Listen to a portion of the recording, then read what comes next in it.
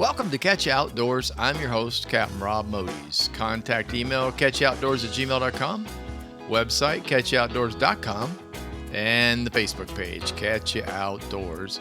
Got a couple books that were published during the COVID years. Bridge to Paradise, released this past November, and What I Know About Fishing Southwest Florida, released in the November of 2020. Signed copies of Bridge are available on my website at catchoutdoors.com. Both titles can also be purchased on Amazon in both print and Kindle versions. Well, howdy. Howdy, partners. Today's episode number 27. The title of this one's Fishing Wisdom. Speaking of books, I just got word from Amazon that I've crossed the 700 copies level for my fishing book, What I Know About Fishing. It's thrilling. The numbers have been really, really good. It looked to me like a whole bunch of people from Canada were coming down to fish the west coast of Florida because I sold a lot of copies through Amazon Canada. And then obviously I had sales in England, Belgium, France, Spain, Scotland. I love it when they send me the analytical stuff. I was like, wow, that's I don't know. I find that amazing. I thought to myself I'd sell 20 copies of this book all to friends, but it's worked out much better than that. Thank you all very much. And thank you for everyone that has bought the book and doing all that fun stuff and recommending it. South Florida, the weather is slowly turning to summer. The winds have finally let down a little bit. We had raging winds since I talked to you last off the beach. It was just nuts. They pretty much wouldn't let anybody swim. It was that rowdy. And then once it started to settle, the Portuguese man-o-war jellyfish started to float in by the hundreds. They were all over the beach, and the beach people are doing their best to scrape them up and pick them up. But the stings are that's probably the worst, I would say, between that, stingrays, and getting jabbed by a catfish. Those three are right up there. But the Portuguese that ain't good at all. So anyway, that's been going on. I mentioned last week I got a new book I'm working on. I like it's kind of like the new old book. My original thought ages ago, and I'm talking when I was talking to people and doing classes, which now is at least 3 years ago since I did my last class. Before that, I did a lot of them down in Naples. I taught fishing classes for about 13 years, I guess it was, in Naples, and then an additional 3 or 4 up at Bass Pro in Fort Myers. And all along, people kept saying, you need to write a book, which I did. But the initial idea of the book was about taking kids fishing. When I had a radio show, weekly radio show called Real Talk Radio, which, by the way, is flourishing very well. Thank you, Captain Debbie Hansen. It's on the West Coast, 770 AM. And anyway, that prompted me at the time. I was a big supporter of taking kids out fishing, and it was part of my logo, as a matter of fact. So I felt strongly about it because when I first started fishing, I was what I call the go get 'em, the attacker, tarpon, snook, redfish. That was the focus, and I took the hardcore anglers out for fish like that, and that was fun. Nerve-wracking, but fun. There are good days and bad days, and there's nothing in between, as most of those anglers will tell you. As time went by, I started taking gentlemen out who would bring along son or daughter. And at that point, I realized I would focus, let dad fish, put him near the fish, get him going, but I was really going to focus on the kid on the boat. I didn't want the child to be overlooked. So I worked at that. And as time went by, those parents went home and they went to their friends' parties and to the PTA meetings and wherever it was that they talked to other parents. And the subject of fishing in Florida would come up and they'd say, well, we know this guy. And the next thing you know, I had a family coming down. Before long, I had entire small towns out of Missouri and Wisconsin and that area of kids that had heard about a friend that went fishing. And so I focused on it. I focused on family fishing, and it was a lot less stressful. I liked the instructional part of it. Kids are very happy to catch a puffer fish, a catfish, which is frowned on by a lot of Southwest Florida anglers, and over here on the East Coast too, for that matter. So the focus changed quite a bit to where I was doing sea trout, ladyfish as a recreational fish for the kids, teaching them how to catch those fish, making sure, in that realm, you get on a lot of fish, not just a few. So you get on a lot of fish, and that makes things a lot easier. And when dad would come, or dad, mom, and a kid, I'd focus on the kid, and dad and mom could fish. In other words, they weren't worrying about the child being taken care of. That was my job. I did that. I don't want to call it babysitting because that's not what it was. It was instructional sitting, and I enjoyed it very much, and I still promote it. So the book that I'm working on is about taking kids fishing. It's an instructional book. It'll cover both salt and fresh. I've been writing quite a new bit of new stuff. I already had a lot of the chapters completed. I've just gone back and fixed them, updated things. It'll be a picture book, not for kids, for adults, although the kids might enjoy it. What I'm going to do is it's going to be very similar to what I know about fishing Southwest Florida. That book, the layout, much skinnier. There's not as much information, obviously, but I will talk quite a bit about the directions kids that you need to take with kids if you take kids fishing, whether you're a dad, mom, uncle, aunt, grandparents, whatever the case may be. And so that's where it's going. The notes were, as I like to joke, were rather dusty, so I dusted them off and started working on it. Hopefully, it'll go to the editor. What is this? This is March, end of April. I'm hoping for releasing it probably sometime this summer. So, wish me luck. Today's title, Fishing Wisdom. And I have been thinking about this quite a bit.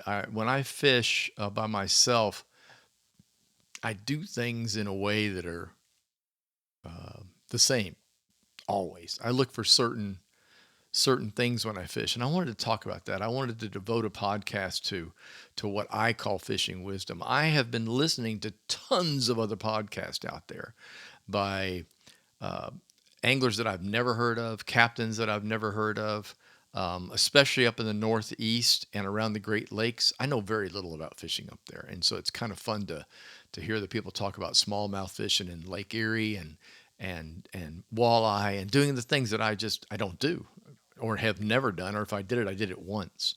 I listened to a podcast the other day on ice fishing. Utterly fascinating. I mean, I just thought, well, you dig a hole in the ice. No, no, no. It's much more complicated than that. And so, and then I was coming up with a title or an idea for this week, and I drawing a blank.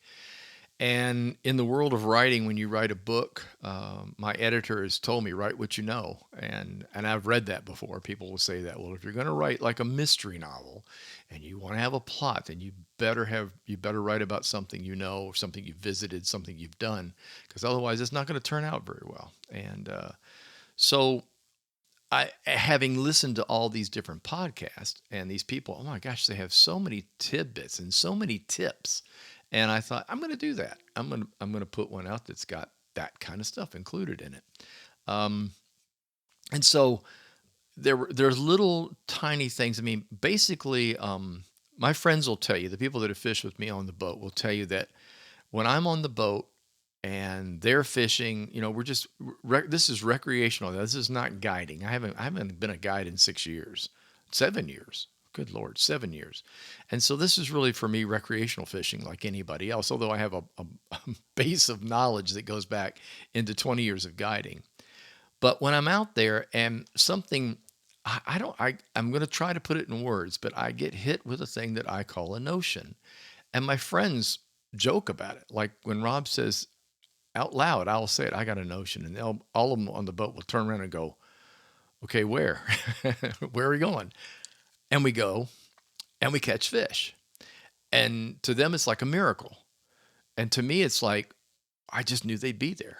And it just comes from experience reading water. And so I want to talk about that first, about reading water and reading things like current and the important things. I guess the very first chapter of my fishing book is all about the science of fishing. And because I firmly believe in the science, that no matter how often you go out there, no matter how much you think you know, if you don't apply science to it, you're never going to figure it all out.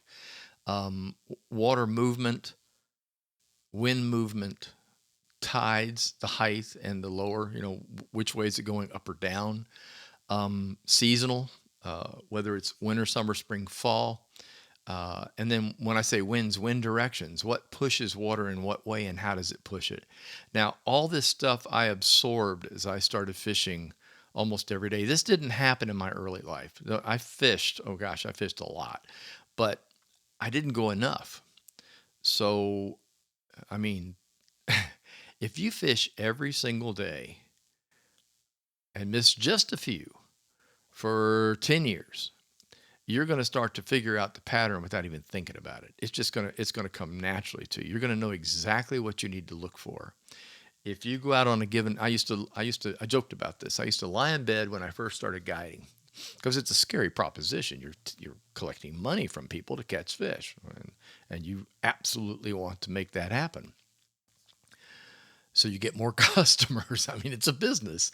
And so I would lie in the bed staring at the ceiling fan going around at 3 o'clock in the morning thinking, I got to get up soon. I got to make a plan. And I would plot everything out in my head based on the weather forecast that I had seen the night before and based on the tides.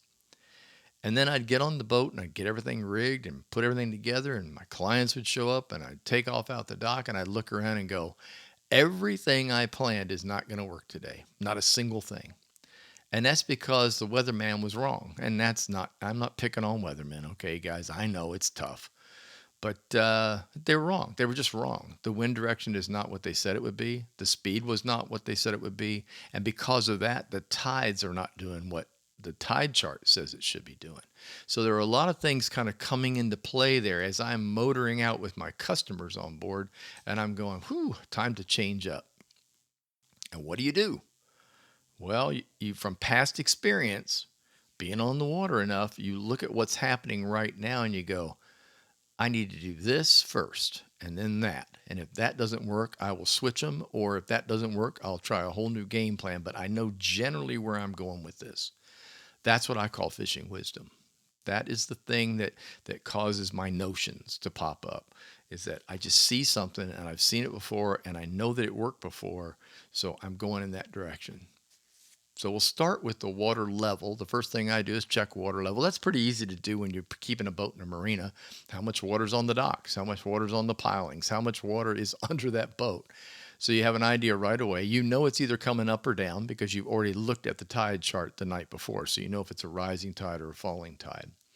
I have no preference on whether it's up or down in either direction. I really don't care. I like shallow water the best. I would like to see it falling onto shallow, or I'd like to see it rising right out of shallow. But either way, it doesn't really matter to me. Um, then I get out there and I look, and the second thing I note is wind. And as soon as I can figure out wind direction, I know it's kind of funny. I know how hard or how easy it's going to be just based on wind. If the wind is coming across the flats from the east, it's probably going to be a little tougher day than it would be if it was blowing out of the south or southwest and southeast. But right out of the east is really tough. Probably, I would say the east is the toughest of all fishing the west coast of Florida. That's a little different over here on the east coast, but my heavy duty experience is fishing backwater fishing on the west coast of Florida. So that I would take that into account. And then now here's the really oddball things: humidity, the way the air feels, the clouds in the sky. Are they dense? Are they thin? Are they high? Are they low? Is there a little fog in the morning? There's all these little things that come into play that fish like to feed in. So you start to balance all these things together. For example, early morning hours are generally good fishing, but only if the tide and the wind are in the right direction. In other words, only if all these little pieces are coming together. The early bird does not necessarily get the worm in saltwater fishing. You can certainly put that down for fresh. I know from experience going out fishing for bass, peacock bass, and those kind of things over here on the east coast of Florida, in our impoundments and our little creeks and waterways, the canals, that early morning tends to be best when it's quiet and things are just starting to happen. And those fish, they feed as soon as there's any kind of light whatsoever. Saltwater, that does happen, but you have to factor in the tide. If it's a dead low tide, they're probably not going to be terribly active even in the morning. No wind and a dead low is even worse, but a little bit of a breeze in the morning coming in a certain direction, that will definitely enhance it. So I like to look, what I like to tell people is look around. Take note of what's going on and look around you and see if you can sort things out in that manner. Fishing magic. Here's a tip: wind direction on the area that you want to fish. For example, the wind needs to be blowing. If you're fishing a mangrove line, the wind needs to be blowing onto the mangrove. I'm not talking howling here. I'm not talking 20 to 25 miles an hour. I'm talking a breeze, 5, 6, 7, 8 miles an hour. That real comfortable little breeze you get in the morning. It needs to be blowing on the target location. Okay? So it's really simple. Wind at your back. It makes casting easier. So if you want to go that way, it's easier than throwing the thing into the wind. So keep that in mind.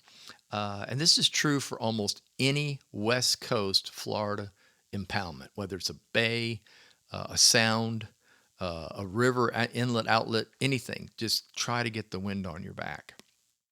Second thing, get the tide on your back. This is where it gets tough.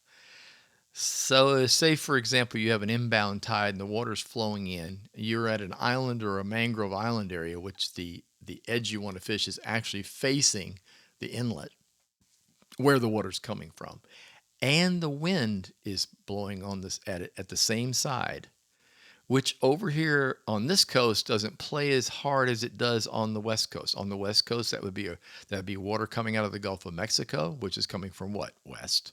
And then you have a wind which is generally going to be west to southwest, something in that nature. That is the perfect fishing. So back to my talking about my notion. I'm fishing and I'm not catching anything. And I look around and I've noticed over the last half hour or so, the wind changed on me. It switched a little, not a lot, which happens in Florida quite often. Just the heat of the day sometimes can move the wind on you. As the land warms up, it starts to draw air off the Gulf. So all of a sudden, that wind that was basically south to southeast will start to swing west. And that's because the land's heating up. It's drawing cool air off of the Gulf of Mexico. That little switch, if that's something in my head that I notice and I go, okay, I got a notion now. I see what's going on. I know why the fish aren't biting like crazy right here, because the wind is not blowing on my mangrove like it was. My tide's still good, but my wind's not any good. So I immediately go back into the savings account of those fishing spots, of which there are literally hundreds. I probably have 1,000 fishing spots. I go back into that little savings account and I do a quick mental search. I Google my brain and I go, man, the last time this happened, this worked at this location. That's my notion. Off we go. And you know what? 90% of the time, I'm going to stick my neck way out. 90% of the time, it works. That's exactly what happens. This doesn't get into even understanding fish or the species of fish or what they eat and why they eat. This is more about the broad science of where are they going to be to feed. Our game fish on the West Coast are lazy. They're lazy over here too. We have an abundance of marauders, ambush feeders, I believe is what most of the books call them, ambush feeders. That means that they're active but not active. Does that make sense? They swim along slowly. It's like redfish, for example. Redfish will prowl. They kind of cruise around the flats around mangrove islands, or they'll cruise out on the open flats if you're lucky enough to see them. Depends on the water clarity. But they'll move very slowly, and then suddenly, kapow, they just attack. A snook is a prime example of an ambush feeder. He likes to sit in the mangroves. He likes to sit in a fashion where the water current is coming into his face. He doesn't want water over his back. She wants to sit and have that water coming in their face and watching for little fish that are caught in that current, and pow, it's an instant attack. And then guess what? The snook goes right back into the position of where they were. That's ambush feeding. Trout do it. Sea trout love to ambush fish. They sit on the bottom, sandy bottom, little bit of grass nearby. We call them sandy potholes on the West Coast. If you go out on a flat, you'll see all this grass. You'll see these big white spots in the middle of the grass. That's where they like to sit because of their coloring. Trout are a little white on the bottom. They got speckly sides that are kind of greenish and brown and gold in color, and then they have a black back. And when they tuck themselves against grass on a sand hole, they're almost invisible. And they ambush feed there. Little guy, little pinfish, little white bait, something, a little crab, something swims over their head. Up they come, gone, just like that. That's you with your bait, by the way, and your artificial. So all of these fish that we tend to really like to go after, that's the way they feed. They're not just sort of swimming around. We have the ones that are swimming. Don't get me wrong, and they'll be in different areas. So for ambush fishing, game fish in particular, snook, red, sea trout, you're definitely looking for edges. You're looking for places where the water is moving in a certain direction and the wind is moving in a certain direction. And why is that? It holds the bait there. Bait's tiny. Heck, some of what we lovingly call rain bait. It's a little teeny tiny bait that lives out on the flats in schools of 1,000 little fish, which won't make a puddle any bigger than, oh, I don't know, 8, 9, 10 feet around. And it slowly moves with current, generally not with wind, but generally in the current, it'll just sort of move. But it looks like raindrops on the water. That's what Mr. Sea Trout's ambushing. If it gets close to the mangrove, that's exactly what Mr. Snook and Mr. Redfish are attacking. So, knowing these things about this general overall scientific movement of wind and current, water depth, and things like that really, really help understand where the notion comes from that you need to be at blah, blah spot first thing in the morning. Long story short, don't plan. don't plan ahead. It's not worth the trouble. Well, I shouldn't say that. It is worth the trouble. Get the basics. You know what the tide's going to be, and you know what the general weather report's going to be, and that's it. The rest of it is all subject to change. And when it comes to fishing, that subject to change causes huge problems if you have plotted a whole day of blah blah and that just doesn't happen. It doesn't work out. Now you've boxed yourself in. You don't want to do that. We're getting ready to transition now into um, summertime. Spring is sprung. We're almost to April. What is today? I'm recording this on the 24th of March. We're almost to April. By the time you listen to this, we'll be even closer. May is, oh, I love May. I love fishing in May and June. And then it gets really good again in October. Summertime can be tough, but all that's based on one basic thing, folks. No, it's two things really, but one really basic thing: water temperature. Our fish are tropical. They feed in warm water because they like warm water. They're Floridians, okay? They're like us. I like warm weather. I do not like cold weather. They are exactly the same way. So you've got the temperature thing, which is of major importance. The second thing you have, not quite as much, is length of day. You have extremely long days in the summertime. Sun comes up early, sun goes down late. Midday can be really, really tough for fishing. Now, this is not, I used to hear this thing, oh, they don't like the sunlight in their eyes. That's bull. That's just, I mean, I've heard bass people say that, and maybe that's true. I'm not a hardcore bass fisherman, but I know one thing: saltwater fish could care less about whether it's bright all day long or not. What they care most about is temperature of the water, and then the ability to find the bait wherever that bait may be. And that's your job. That's how you find the fish, is to find their comfort spot. Snook like it warm. They'll be in water up to 86, 88 degrees, but keep in mind, the warmer the water gets, the less oxygen it'll hold. More science. See, I told you. So you've got this water temperature rising, especially during the day in the hot sun. July, August sun in Florida is brutal. And that water warms up really fast, especially if it's skinny. So what do? You get out of the skinny water, or you go into an area that's got really, really good current that'll help stir the surface. So that's how oxygen works. The water holds oxygen. As the water turns over, like in a breeze or even in a wind, it helps stir oxygen into the water. So you have to keep that in mind. If it's a real still day and it's very, very hot, your chances of catching fish in less than 2 feet of water gets more and more difficult as the day progresses. So keep that in mind. As that water warms up and you're fishing a hot summer day, you really need to start moving toward deeper water. And that's true for all of them. For redfish, snook, or trout, doesn't matter the big three, they're going to be in that kind of water. So that temperature's critical. Winter temperature, I get asked this a lot. So when shouldn't you fish? Water temperatures in the low 60s are very, very tough. I'm not going to kid you because I had to do it. I mean, as a guide, you fish pretty much every day, and guess what? Your high time is winter in Florida because everybody wants to be here because it's not snowing. When the water gets down to 59 degrees, which it'll do, you get a real serious cold front that lasts for several days. That water will turn over quickly in the shallow water bays and drop right down into the low 60s and high 50s.